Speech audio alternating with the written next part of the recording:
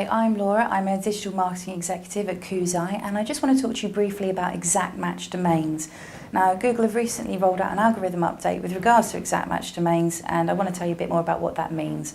Now, an exact match domain, for example, would be if you ran a car hire company in Bournemouth and you had the domain name bournemouthcarhire.co.uk. An example of something else, a non-exact match domain, would be something like Yahoo, Google, Zynga, all these companies where what they do isn't in their title. Now, it became quite easy for people to rank higher if they had an exact match domain, and this meant quite often that lower quality sites that didn't really have very much to offer were placing above better quality sites purely on the basis of this exact match domain name.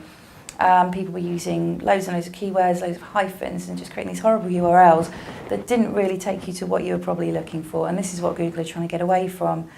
They first applied for the patent in 2003, it was granted in 2011, and in September this year, 2012, Matt Cutts announced on Twitter that this update should affect about 0.6% in English US searches.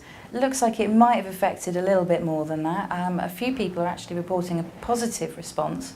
Their exact match domains are actually placing slightly higher, which kind of needs looking into a little bit. Some people have suffered for it, some people have dropped right out. And some people aren't really seeing that much of a change. Now, the people who are seeing a benefit or not much of a change are most likely those who have a good quality site offering exactly what it says on the tin anyway. The ones that would suffer are the people who are using the exact match domain name to place higher when they didn't really have an awful lot to say. Responses, as I say, have been mixed. Age definitely seems to have come across as a factor. So if your site is under a year old, you are more likely to be affected by this.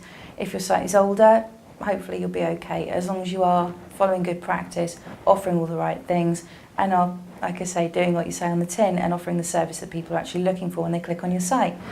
Now, there's a lot of things you can do if you have been hit, and they are essentially just good SEO practice. So know who your brand is, know what you're aiming for, and work around that. Build a community, be social, be responsive to people who come to your site. You can offer your knowledge on forums and niche sites, you can network, use email marketing, just generally build a good brand, build a good impression.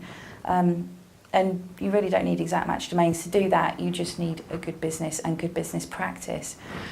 Now this update is going to be run periodically, so to get an exact match domain now after the event won't actually do you any good. It's not going to hold any benefit anymore. What the update was designed to do was essentially not penalise exact match domains, but turn down the volume on the advantage that they had. So now it'll be far more balanced, whether you go for a brand name which doesn't have any keywords in it or an exact match domain is not going to make a lot of difference. So if that's what you want to go for, you can still do it, but it won't hold any particular advantage. As I say, follow good practice and you should be fine. If you'd like any more information on this, you can go to www.koozai.com or visit the social profiles below. Thanks.